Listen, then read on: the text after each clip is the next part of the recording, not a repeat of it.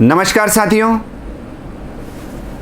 उत्तर प्रदेश से जो प्रवक्ता की जो विज्ञप्ति निकली हुई है उत्तर प्रदेश माध्यमिक शिक्षा सेवा चयन बोर्ड से, उसमें भाग लेने वाले जितने भी प्रवक्ता भर्ती के अभ्यर्थी हैं उनको मैं राजेंद्र पंचोली ई जैनित जयपुर से शुभकामनाएं प्रेषित करता हूं तथा उन्हें मार्गदर्शन देना चाहता हूं कि ये जो विज्ञप्ति निकली हुई है, जो कि हमारे बालक वर्ग में ये विज्ञप्ति, बात करते हैं बालक वर्ग की, तो बालक वर्ग में ये 363 पदों पर निकली हुई है।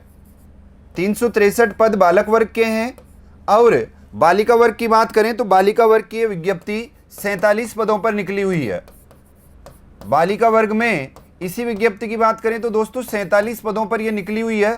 इस तरह से हम इन दोनों को करते हैं तो लगभग 410 पद हमारे हिंदी वर्ग में आते हैं इस प्रवक्ता भर्ती के लिए। 410 पदों पर इस प्रवक्ता भर्ती पर ये एग्ज़ाम होने जा रहा है। तो यहाँ इस एग्ज़ाम में जितने भी अभ्यर्थी भाग लेने वाले हैं, जो इस प्रवक्ता भर्ती में अपनी सीट निश्चित करना चाहते हैं, जो एक हायर एजुकेशन के लिए अपने आप को समर्पित करते हैं, हिंदी भाषा के विद्यार्थी हैं, उनको मैं फिर से शुभकामनाएं प्रेषित करता हूं तथा किस तरह से तैयारी करनी है, क्या सिलेबस है, पिछली एग्ज़ाम्स में जो भी यूपी पीजीटी में जो भी प्रश्न आए हुए हैं उनके बारे में भी हम एक एक करके एक क्लास में हम उनके बारे में आपको विस्तार से समझाएंगे। तो क्या है सिलेबस, किस तरह से हमें तैयारी करनी है, किस तरह से हमें इस एग्ज़ाम को क्रैक करना है, उस सभी रणनीतियों पर हम बात करने वाले हैं। ठीक है, देखिए दोस्तों, यहाँ पर जो पहला हमारा सेगमेंट है या पहला हमारा जो भाग दे रखा है, उसमें ये एक लाइन है हिंदी साहित्य का इतिहास।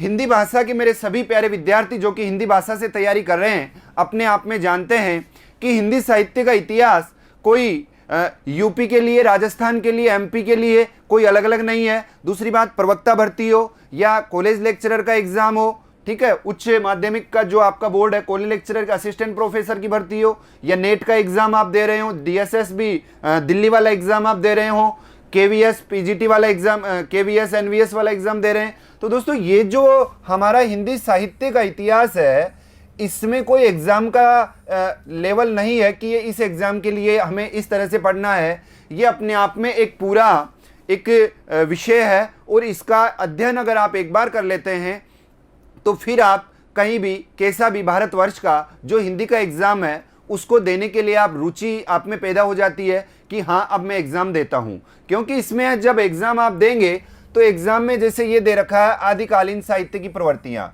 तो आपको पता है कि जो पहला हमारा भाग है आदिकालीन, ये जो साहित्य है, तो आदिकाल इतिहास को हम आप जानते हो, ये आदिकाल के बाद में ये दूसरा भक्ति काल आपका आ गया, तीसरा रीतिकाल आपका आ गया और ये आधुनिक काल आपका आ गया, जिसमें भारतेंदु द्विवेदी, छायावाद, प्रगतिवाद और नई कविता, हम इन भागों का हम अध्ययन करते हैं।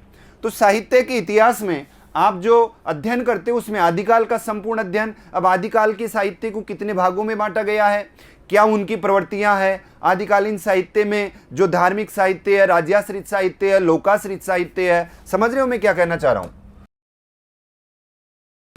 यह आपका जो आदिकाल है, इस आदिकालीन साहित्य को कितने भागों में बांटा गया है, इसमें आपके राज्याश्रित साहित्य आ जाएंगे, ठीक है, धर्माश्रित साहित्य आ जाएंगे, धर्माश्रित साहित्य आ जाएंगे, आपके लोकाश्रित साहित्य आ जाएगा, आपका लोकाश्रित साहित्य आ जाएगा।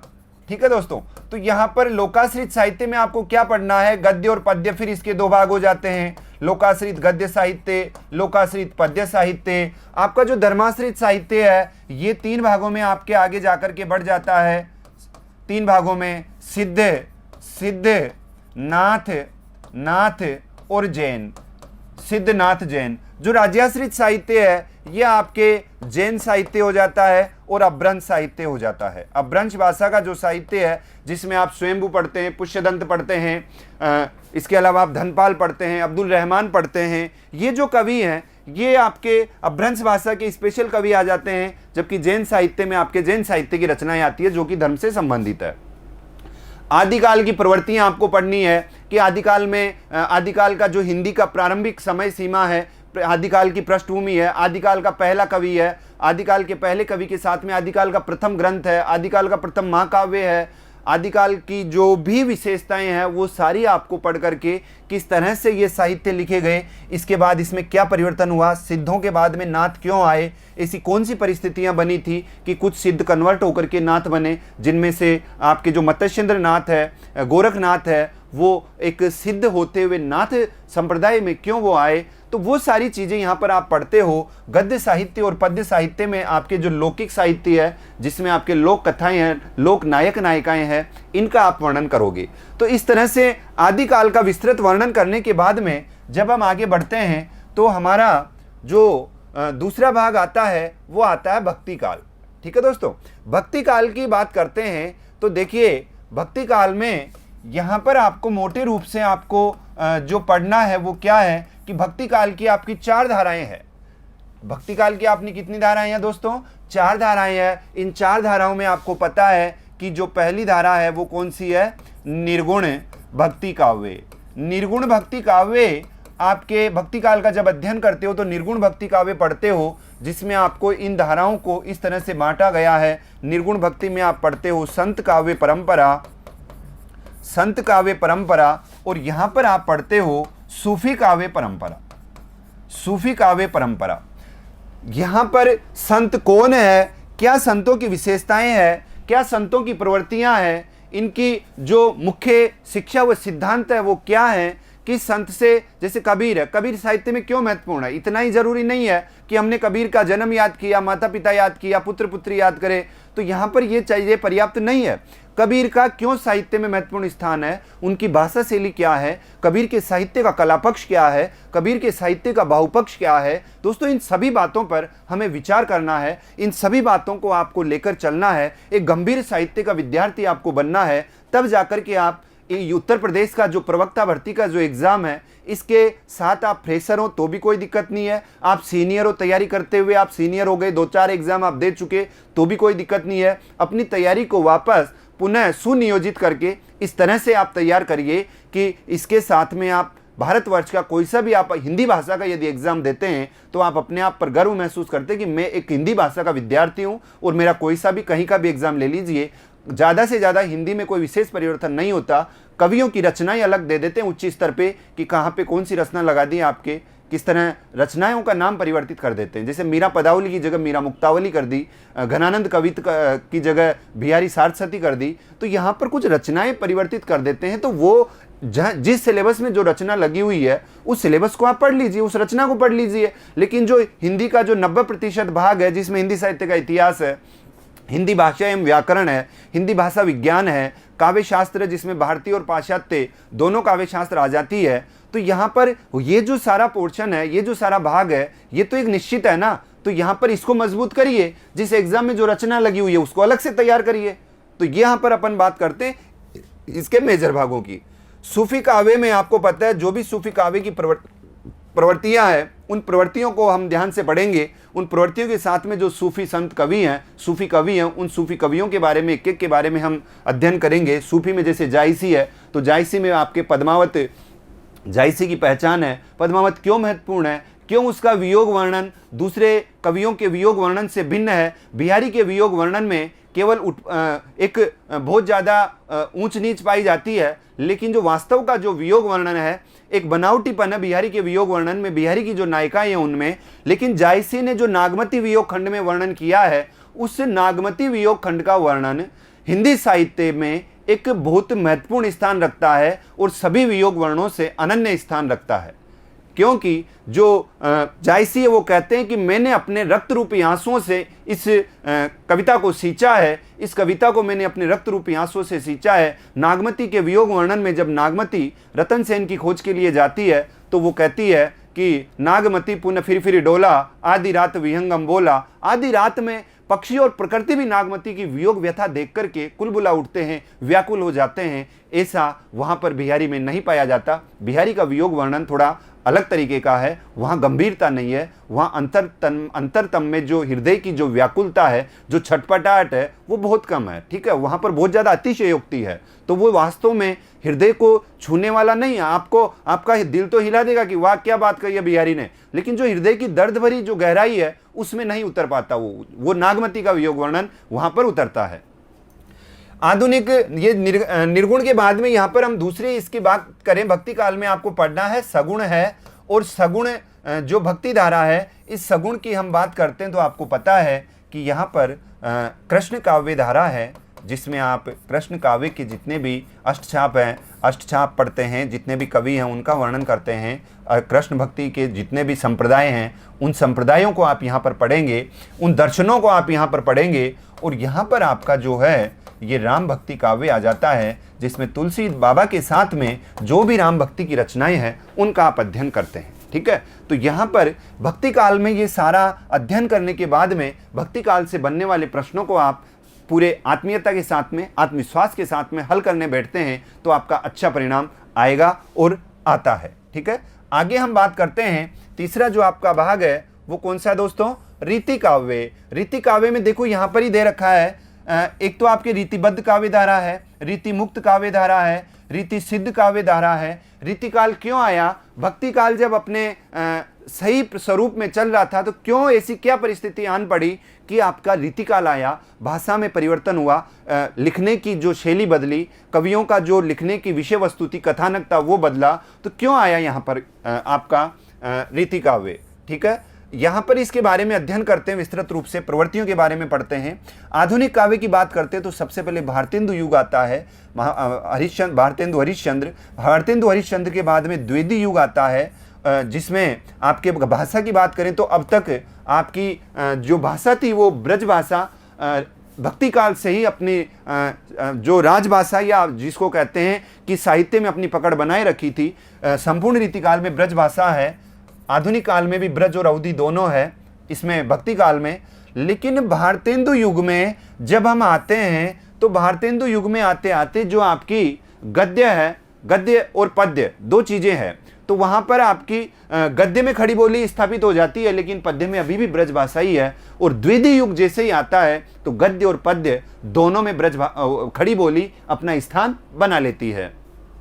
इसके बाद आप देखते हैं छायावाद आता है। छायावाद की जो त्रयी है वो आती है। पंत प्रसाद निराला के बारे में आप पढ़ते हैं, ये यहाँ पर विशेष एक छायावाद का विशेष तरीका है कि उनकी प्रवृत्तियों को जानना है, उनके कवियों को जानना है, क्यों छायावाद इनसे अलग है। और आपके प्रगतिवाद है, उसके बाद में नई कविता है, साठोत्तरी कविता है, और इसमें जो आपके प्रगतिवाद है, प्रयोगवाद, इसके बाद में जो आपका अज्ञेय से संबंधित तार सप्तक है, इनका अध्ययन करते हैं, आधुनिक कवियों का अध्ययन करते हैं। तो दोस्तों हिंदी साहित्य के इतिहास की ये जो विषय वस्तु है, इस विषय वस्तु को जब आप पढ़ लेते हैं तो आपका हिंदी का जो एक भाग है वो पूरा होता है हिंदी साहित्य का इतिहास। ये आपके सिलेबस में पूरा लगा रखा है और इसका कोई ये स्तर नहीं है कि यूपी प्रवक्ता की जो उत्तर प्रदेश प्रवक्ता की जो भर्ती है उसमें कुछ अलग आएगा या फिर आपके डीएसएसबी में साहित्य कुछ है। वही सारी चीजें हैं, एक बार मेहनत करनी है, एक बार अगर आप मेहनत करेंगे तो इसकी फसल आप जिंदगी भर काटते रहेंगे। एक बार आपको टिक के बैठना है, एक बार इसके संपूर्ण जो अध्ययन करने का जो तरीका है उसके बारे में आपको जांचना है, अपने नोट बनाने हैं, खुद के नोट्स बनाने हैं और अपने हाथ से ये सारी मेहनत करनी है, तैयार करना आपको। ठीक है, तो इसके बाद में आप सभी भर्तियों के लिए एक लालायित रहेंगे कि मेरा कौन सा एग्जाम दूं, मुझे मेरी कब तैयारी संपूर्ण रूप से परिपूर्ण हो चुकी है। दोस्तों दूसरा जो भाग है वो गद्य साहित्य का विकास है। गद्य साहित्य में आप जानते हो कि आधुनिक जो युग है उसकी सबसे बड़ी देन है गद्य विधाओं का विकास या गद्य साहित्य का विकास। इसमें आपको पता है निबंध के बारे में, नाटक, कहानी, उपन्यास, आलोचना, जितनी भी लघु विधाएं हैं उनका हम यहाँ पर चर्चा करेंगे, इनके सबके बारे में पढ़ेंगे। हिंदी साहित्य में पहली कौन सी है, दूसरी कौन सी है, आधुनिक ढंग की कौन सी है, मौलिक कौन सी है, जितने भी रचनाओं में पृष्ठभूमि से लेकर के प्रश्न बनते हैं वो सारा यहाँ पर, ये भी एक अपने आप में बहुत बड़ा भाग है। और दूसरी जो यूनिट है, दूसरा जो भाग है उसमें गद्य साहित्य का विकास आता है। आगे यदि हम बात करें तो देखिए काव्य शास्त्र है। काव्य शास्त्र में आपके देखो काव्य शास्त्र के अवयव दे रखे हैं, भेद दे रखे हैं, रस, छंद, अलंकार, काव्य गुण, काव्य दोष, शब्द शक्तियां। ज्यादा भाग नहीं है, आपके रस है, छंद है, अलंकार है। तीन तो ये बड़े बड़े जिनसे हिंदी साहित्य का विद्यार्थी डरता है, तो यहाँ पर तीनों ही चीज़ें हैं। और काव्य गुण, काव्य दोष, ये ज़्यादा बड़े टॉपिक नहीं है, शब्द शक्तियाँ छोटे छोटे टॉपिक हैं, अवयव हैं काव्य शास्त्र के और भेद हैं। तो यदि हम कड़ी से कड़ी जोड़ करके क्रम से, जैसे काव्य शास्त्र के जितने भी आचार्य हैं, पहला प्रश्न तो आपका यही बन जाता है कि काव्य शास्त्र के जितने भी आप आचार्य सुनते हैं, उनका नाम सुनते हैं, तो पहला प्रश्न यही बन जाता है कि उन आचार्यों का क्रम से जमाइए। जब हम उन आचार्यों को क्रम से जमा लेते हैं तो हमारी लालसा बढ़ जाती है कि इस आचार्य के बारे में क्या, कौन सा आचार्य 9वीं सदी का है, कौन सा आचार्य 10वीं सदी का है, कौन सा आचार्य 11वीं 12वीं सदी का है। तो वहाँ पर जब हमारी फाउंडेशन मजबूत हो जाता है, हमारी नींव भर जाती है, तो हम और ज़्यादा आक्रामक हो जाते हैं हिंदी के प्रति कि अब क्या पढ़ूं, अब मेरे पास क्या मैटर होना चाहिए, ये सारा मुझे आ गया। तो हमारा आत्मविश्वास बढ़ता है, हमें लगता है कि हम पढ़ रहे हैं, हमारा जो आत्मविश्वास है वो जागता है और हम अपने विषय के प्रति रुचि बढ़नी है, हमारी रुचि बढ़ने लगती है हमारे विषय के प्रति। और वो जो रुचि है ना, वही एग्जाम में आपको जीत दिलाती है, जो बिना रुचि के मरे मन से और एक दबाव में कि हाँ मुझे प्रवक्ता का एग्जाम निकला है उत्तर प्रदेश में, मेरे को फॉर्म भर दिया गया है, चलो बुक्स ले आया, एक दो कर रहे हैं, इस तरह से काम नहीं होने वाला। कंपटीशन में जब तक आप अपने आप को झोंकोगे नहीं, तब तक वो सीट कैसे आप प्राप्त कर सकते हो। कोशिश सभी करते हैं, कोशिश करने से कुछ नहीं होता, कोशिश के साथ में जिद, जुनून और मेहनत होनी चाहिए, तब जाकर के आपकी जो लक्ष्य है वो सिद्ध होगा।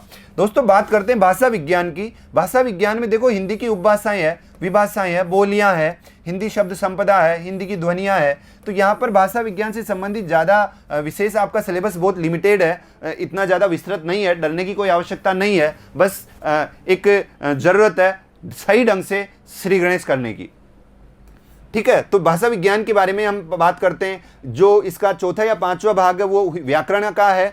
हिंदी वर्तनी है, संधि है, समास है, लिंग है, वचन कारक, विराम चिन्हों का प्रयोग, पर्यायवाची, विलोम, वाक्यांश, एक शब्द, वाक्य शुद्धि, मुहावरे, लोकोक्ति। दोस्तों ये जो वर्तनी है, हिंदी की वर्तनी, यहाँ पर आपको एक बात बता दूं कि आप अब तक हिंदी पढ़ते आ रहे हो, 20 से लेकर के 25 साल के बीच में आपकी उम्र होगी, 30 होगी, जो भी आपकी उम्र है। तो हिंदी की वर्तनी में आपको पहले तो ये जो मूल शब्द हैं कि नदी में मात्रा छोटी आती है, बड़ी आती है, पृथ्वी में मात्रा छोटी आती है, बड़ी आती है, ये तो कोई सामान्य बात है, ये तो आपको याद करने की जरूरत है ही नहीं। ऐसे टेक्निकल जो शब्द हैं जहाँ पर हम आम बोलचाल की भाषा में भी उसे गलत कर बैठते हैं, आम बोलचाल की भाषा में हमें उसे स्वीकार भी नहीं करते कि वास्तव में ये सही है या गलत है। उदाहरण के लिए जैसे ये हिंदी की वर्तनी आई, तो यहाँ पर मैं आपको बताऊं कि जैसे ऋषिकेश है, ऋषिकेश, अब ऋषिकेश आप यही लिखते हुए देखते हो, ज़्यादा से ज़्यादा आप ये देखे होंगे ऋषिकेश, ऋषिकेश बड़ी मात्रा, क्योंकि अपन रोड पे जाते हैं तो बड़े बड़े होर्डिंग्स पे भी ये लिखा रहता है ऋषिकेश 100 किलोमीटर, ऋषिकेश 200 किलोमीटर, अखबार या पत्रिका जो भी आती है उसमें यही लिखा रहता है, ठीक है। लेकिन क्या कभी आपने ऐसा ऋषिकेश लिखे हुए देखा है? ऋषिकेश, और ये आपके उत्तर प्रदेश की बात है, ठीक है, ये ऋषिकेश, ऋषिकेश, ठीक है। अब यहाँ पर ये ऋषिकेश हम देखते हैं कि ऋषि का मतलब यही होगा, यही है ऋषिकेश। तो यहाँ पर ये ऋषिकेश ये भी शुद्ध नहीं है, ये भी शुद्ध नहीं है, ये भी शुद्ध नहीं है, ये वाला ऋषिकेश शुद्ध है, क्योंकि ऋषिकेश ऐसे ही नहीं बना। यहाँ पर मूल शब्द है ऋषिक, और ऋषिक का मतलब होता है इंद्रियां। ऋषिक का मतलब क्या होता है? इंद्रियां, और इंद्रियों को ईश का लास्ट में क्या बचा? ईश बचा, तो ईश मतलब स्वामी। तो यहाँ पर जो शब्द बना वो बना ऋषिकेश, अर्थात इंद्रियों को वश में करने वाला जो एक स्वामी है उसे हम ऋषिकेश कहेंगे। तो यहाँ पर भगवान विष्णु का पर्यायवाची है ऋषिकेश। अब यहाँ पर ऋषिकेश में मूल शब्द ये है ऋषिकेश, ये शुद्ध है, लेकिन हर जगह अखबार में आप पढ़ोगे तो आपको ये मिलेगा, होर्डिंग्स पे आप पढ़ोगे तो ये मिलेगा, आम बोलचाल के व्यवहार में यही समझ में आता है। इसे कहते हैं वर्तनी शुद्धि, अर्थात जो आप लिख रहे हैं उसमें कहाँ तक शुद्धता है, कहाँ तक वो है, उसके बारे में हम सामान्य शब्दों को, और प्रश्न एग्जाम में वही आता है जो आप डेली आम बोलचाल की भाषा में प्रयोग करते हैं। एग्जाम में कोई इतना बड़ा कोई सर्च होकर के गूगल पे कोई ऐसा शब्द नहीं आता जिसका आपने ज़िंदगी में नाम तक नहीं सुना और वो वर्तनी में पूछ लिया, आपको पता ही नहीं है कैसे लिखा जाता है। जो अब तक आप 25 सालों से यूज करते आ रहे हैं, जो दैनिक बोलचाल में आप काम में लेते हो, वही शब्द आपकी वर्तनी शुद्धि में पूछे जाते हैं, है ना। तो गौर, बस तरीका चाहिए पढ़ने का, पढ़ाई कोई नई चीज़ नहीं है, पढ़ते आप आए हो, बस सही ढंग से रणनीति और सही ढंग से उसको तरीके से हम पढ़ते हैं, ज्ञान को विज्ञान बना करके पढ़ते हैं, तो हमें अपनी सफलता हासिल होती है। ज्ञान बिखरा पड़ा है, विज्ञान का मतलब होता है विशेष ज्ञान, विशेष ज्ञान मतलब क्रमबद्ध ज्ञान, विज्ञान में आप देखिए जो भी कार्य होते हैं, जो भी प्रयोग होते हैं, स्टेप बाय स्टेप होते हैं कि इस कड़ी के बाद में ये किया, इसके बाद में ये किया, इसके बाद में ये किया, तब जाकर के फाइनल वस्तु सामने आई। तो वहां विज्ञान है, वो विशेष है, स्टेप बाय स्टेप है, कड़ी के बाद कड़ी जुड़ी हुई है। वैसे ही कड़ी के बाद कड़ी जोड़ करके आप हिंदी को पढ़िए ना, ताकि भूलोगे ही नहीं। तो हिंदी का अध्ययन भी विज्ञान के तरीके से करिए, ज्ञान प्राप्त मत करिए, बिखरे हुए मत पढ़िए, कड़ी से कड़ी जोड़ करके पढ़िए कि इसके बाद मैंने ये किया, इसके बाद ये किया। अपने आप सारी हिंदी आपके विवेक में, आपके दिमाग में स्थायी हो जाएगी। बात करते हैं आगे। ये सारे व्याकरण से संबंधित टॉपिक है, सारे व्याकरण से संबंधित टॉपिक बड़े इंटरेस्टिंग तरीके से, बड़े अच्छे तरीके से आपको पढ़ाए जाएंगे। आगे बात करते हैं हम। देखिए संस्कृत साहित्य का यहाँ पर आपका भाग है, जिसमें आपके संस्कृत साहित्य के प्रमुख रचनाकार, उनकी रचनाएं हैं, ठीक है, जिसमें भास है, कालिदास है, भारवी है, माघ, दंडी, बहुभूति, हर्ष, मम्मट, ये आपके कुछ 5 या 6 इस तरह से ये बड़े संस्कृत के कवि हैं। तो इनका सामान्य जन परिचय, इनकी पुस्तकों का क्रम कि कौन सी पुस्तक किसकी है, पुस्तकों की भाषा, ठीक है, मेजर जो आपको जिस तरीके से नोट्स बनाने, इनकी पुस्तकों का क्रम, इनका जन्म परिचय, जीवन परिचय, इनकी पुस्तकों की भाषा और पुस्तकों की विषय वस्तु क्या है, कौन सी पुस्तक में किस बारे में वर्णन है, साहित्य में उसका क्या महत्व है, क्यों वो संस्कृत साहित्य में स्थान रखती है या क्यों वो पुस्तक हिंदी साहित्य में स्थान रखती है, उसके बारे में आपको थोड़ा सा जानना है। एक विशेष बात और जाननी है कि उस पुस्तक के बारे में हिंदी के जो आलोचक हैं या संस्कृत के जो आलोचक हैं, उस पुस्तक के बारे में उन्होंने क्या टिप्पणी की है, वो टिप्पणियाँ भी आपको पूछी जाएगी और वो भी आपको याद करनी है। फिर बात करते हैं व्याकरण की। तो यहाँ पर जिसको हिंदी ग्रामर या संस्कृत की कोई ज़्यादा विशेष अंतर नहीं है, ये छोटा पोर्शन है, ज़्यादा कोई बड़ा पोर्शन नहीं है। तो यहाँ पर इसका जो ये धातु रूप वगैरह, काल अनुवाद, जिसके संस्कृत है और आपकी अहर्ता में भी संस्कृत है, तो संस्कृत तो आपको परिचय है ही, आपकी लगातार आप बने हुए उससे जुड़े हुए हो। तो ये थोड़ा सा संस्कृत साहित्य हट करके है, तो इससे आप जुड़े हुए हो, तो मुझे उम्मीद है इसमें भी ज़्यादा दिक्कत नहीं होने वाली। अब दोस्तों मैं आपसे बात करूंगा एक एक क्लास में इसके सिलेबस के प्रश्नों को लेकर के। वो मेरा उद्देश्य ये है कि जैसे हमारा पहला भाग है हिंदी साहित्य का इतिहास, हिंदी साहित्य का इतिहास हमारा पहला भाग है, जिसको आप अच्छी तरह जानते हैं, साहित्य में महत्वपूर्ण स्थान रखता है। तो देखिए ये वाला जो पहला भाग है, इससे संबंधित फिर मैं बात करूंगा दूसरे भाग की कि गद्य साहित्य का विकास से संबंधित जो प्रश्न आए हैं। आपके उत्तर प्रदेश के जितने भी एग्जाम्स हुए हैं, आपके पीजीटी का एग्जाम्स हुआ है, वो कब कौन से सन में कहाँ से प्रश्न उठाए गए हैं, किस पैटर्न पे किस तरीके से प्रश्न पूछे गए हैं, वो सारा मैं आपसे चर्चा करने वाला हूँ। एक एक प्रश्न का मैं उस एग्जाम्स में उठाए गए प्रश्नों की आपसे चर्चा करने वाला हूँ। मुझे समझने का प्रयास करिएगा, प्रश्नों की प्रकृति को समझने का प्रयास करिएगा और बिल्कुल आप उसमें से काफ़ी कुछ सीख भी सकते हैं। अपनी नोटबुक आप लेके बैठिएगा कि उस प्रश्न से संबंधित कोई महत्वपूर्ण बात आपको अच्छी लगे तो वो नोट करिए और जुड़िए मेरे साथ। देखिए बात करते हैं हम पहले वाले सेगमेंट की, जिसमें है हिंदी साहित्य का इतिहास।